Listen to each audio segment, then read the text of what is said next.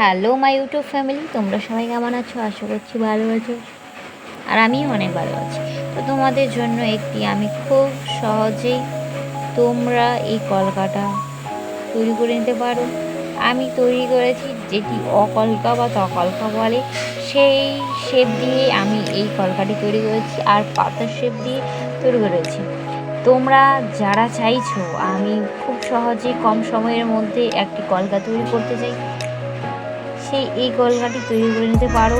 আবার যারা ব্রাইড করো তাদের জন্য খুব সহজেই এই কলকাটি হয়ে যেতে পারে। তো আমি দুটো কলকা তৈরি করেছি, একটি হাইলাইট ব্যাস দিয়েছি।